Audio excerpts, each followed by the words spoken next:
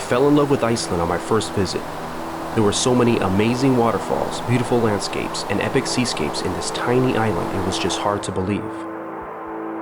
I had obviously seen many of the locations through social media, but every time I visited a new one in person, I was left in awe again and again. Yet there was one thing I missed on my first trip. Probably one of the first things that come to mind when you picture these Arctic landscapes. The Aurora Borealis. This is a well-composed but uninteresting image of the famous mountain Kirkjufell, and if you look closely, you can see the faintest hints of green. This was all I saw of the lights. So many factors come into play to create the mesmerizing northern lights, and while it can be predicted, you never really know if you're going to see them. With this goal in mind, 1 year after my first trip to Iceland, I made plans for a return expedition during the peak of Aurora season to finally see them for myself.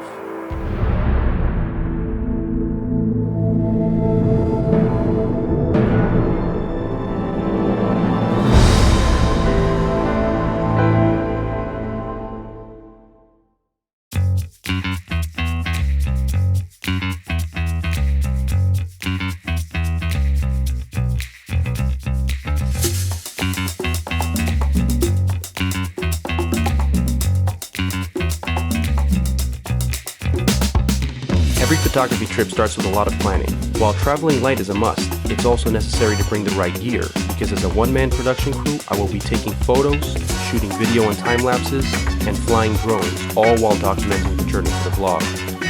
I research all my locations thoroughly in order to be there for the best light and make the most of every day on the trip.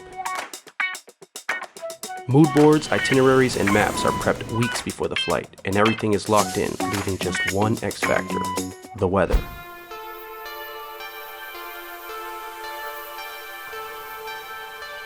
I had been checking the forecast leading up to the flight, and it looked like the first couple of days would be overcast, but it would clear up for the rest of the trip, so I wasn't worried.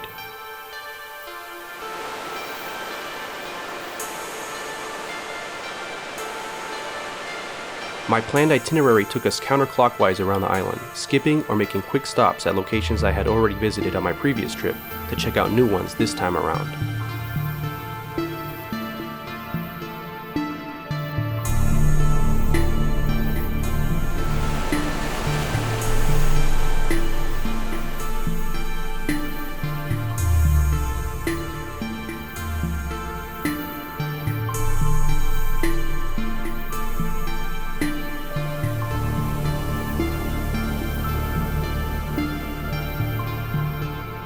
By the end of day 2, the forecast had worsened, and it seemed our only option was to skip a few days ahead of schedule and make a 6-hour drive to the north.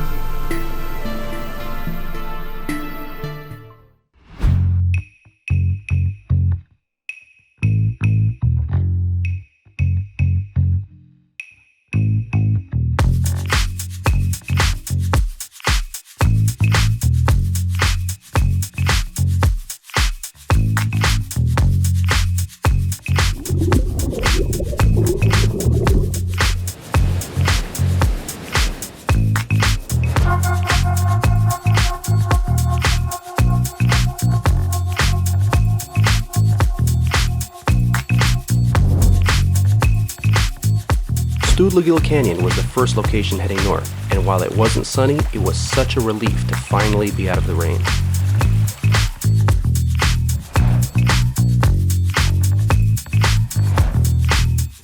There wasn't a chance for clear skies to see the auroras here, but as we continued heading west, it seemed to be getting better.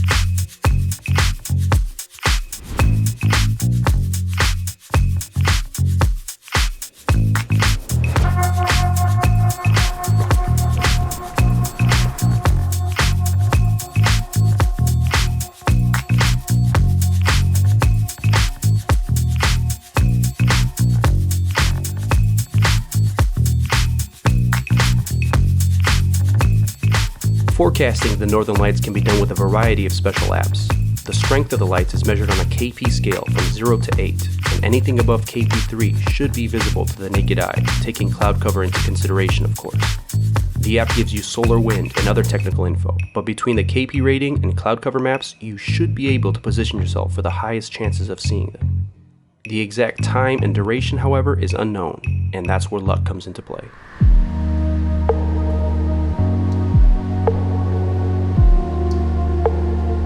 We had a forecast of KP3 that night, so I had planned on staying at Dettifoss for the auroras, but as the sun set, it became obvious that the clouds were going nowhere. Even more alarming was the approach of the storm we had previously escaped from the south, and so I skipped ahead of schedule and made the drive to Hvitsergård, where a popular Instagram photographer had gotten some amazing aurora shots just a few days earlier.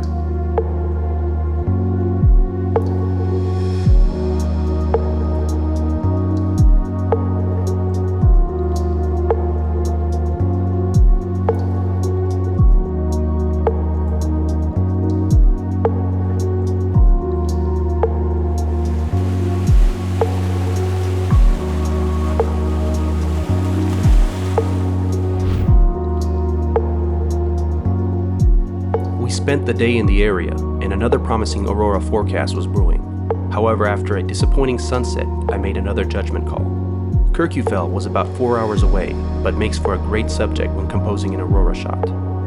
I figured if we left right after sunset, we could zip down just in time for the northern lights. But you know what they say about best laid plans. Not even halfway through the drive, I noticed some strange looking formations in the sky, and then suddenly, the night exploded with color.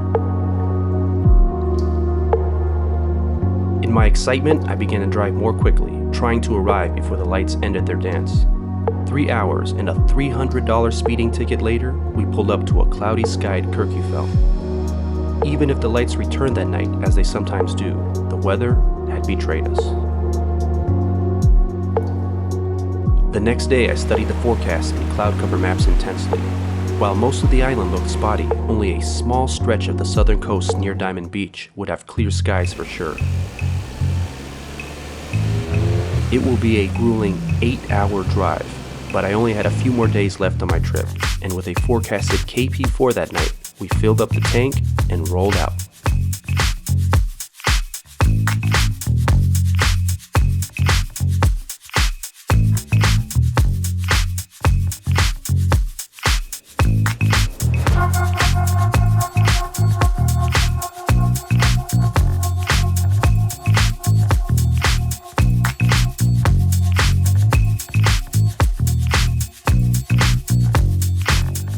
On the way there, I dropped off my friend Luke, who was flying out early, and picked up Antony, a friend and fellow videographer who had missed his flight.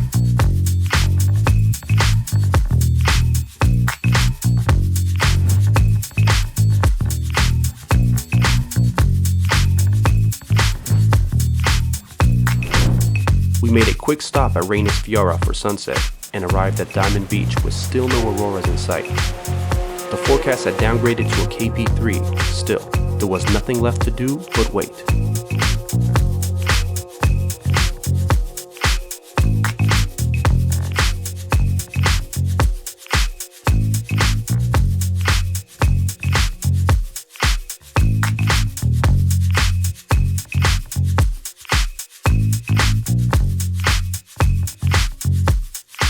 Finally, seeing the lights in a photogenic location had definitely inspired me, but I still wasn't satisfied.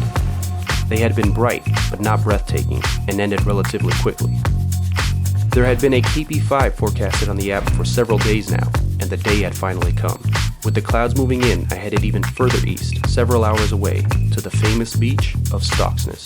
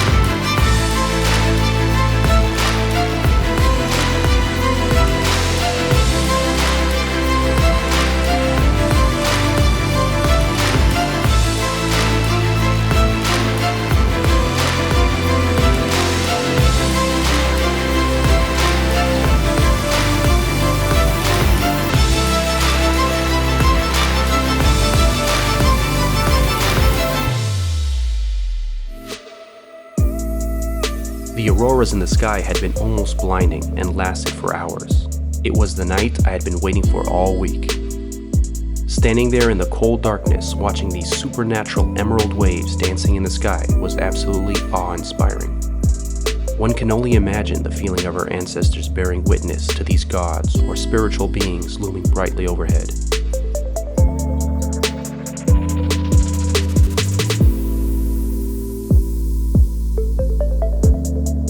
The next night was forecasted to be slightly less intense, but with clear skies over Diamond Beach again, I returned to capture some more epic footage.